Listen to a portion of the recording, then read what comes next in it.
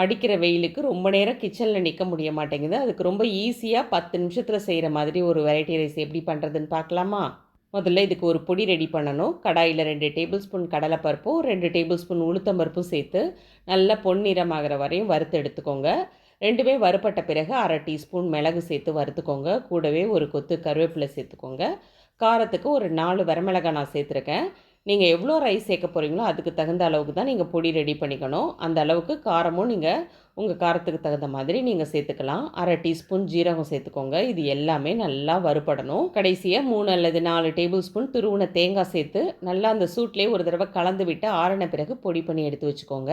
இப்போ அதே கடாயிலே 3 table spoon எண்ணெய் சேர்த்து 1 டீஸ்பூன் கடுகு தாளிச்சுக்கோங்க. இப்போது ஒரு 4 அல்லது 5 டேபிள் ஸ்பூன் வேர்க்கடலை நான் சேர்த்துருக்கேன். இதில் கூடவே நீங்கள் முந்திரி பருப்பு கூட சேர்த்துக்கலாம்.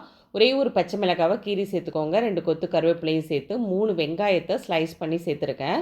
வெங்காயம் நல்லா வதங்கட்டும். வெங்காயம் ஓரளவு வதங்கின பிறகு நீளமாக கட் பண்ண கேபேஜை சேர்த்துக்கோங்க.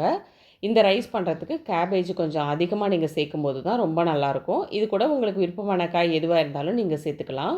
நான் இன்றைக்கி இது கூடவே மஷ்ரூம் சேர்த்து பண்ணுறேன். இதுவும் நல்ல டேஸ்ட்டாக இருக்கும். கேப்சிகம் இருந்தால் கூட நீங்கள் சேர்த்துக்கலாம். இது எல்லாமே நல்லா வதக்கி விடுங்க. கொஞ்சமாக உப்பு சேர்த்து நல்லா கலந்துக்கோங்க. தண்ணி எதுவும் இதுக்கு தேவைப்படாது. நம்ம ஊற்றிருக்கிற எண்ணெயிலேயே நல்லா வெந்து வந்துடும். நம்ம வதக்கிறதுலையே காயெல்லாம் வெந்துடும். தேவைப்பட்டுச்சுன்னா ஒரு 2 அல்லது 3 டேபிள் ஸ்பூன் தண்ணியை லேசாக தெளித்து விட்டுக்கோங்க. முட்டைக்கோஸை ரொம்ப அதிகமாக வேக விட்டுடாதீங்க, டேஸ்ட்டு குறைஞ்சிடும். ஒரு 90% வெந்த பிறகு நம்ம செஞ்சு வச்ச பொடி இதில் சேர்த்து மிக்ஸ் பண்ணிக்கோங்க. இது போல் நிறைய office and school lunch box recipes நம்ம சேனலில் அப்லோட் பண்ணியிருக்கேன். அதெல்லாம் பார்க்குறதுக்கு சேனலை சப்ஸ்கிரைப் பண்ணி வச்சுக்கோங்க. டெய்லி அப்டேட்ஸ் பார்க்குறதுக்கு மறக்காமல் பெல் ஐக்கானையும் ப்ரெஸ் பண்ணிக்கோங்க. காயோட பொடியையும் சேர்த்து நல்லா மிக்ஸ் பண்ண பிறகு நம்ம வடித்து ஆற வச்ச சாதத்தை சேர்த்துக்கலாம். நல்லா கலந்து விட்டுக்கோங்க.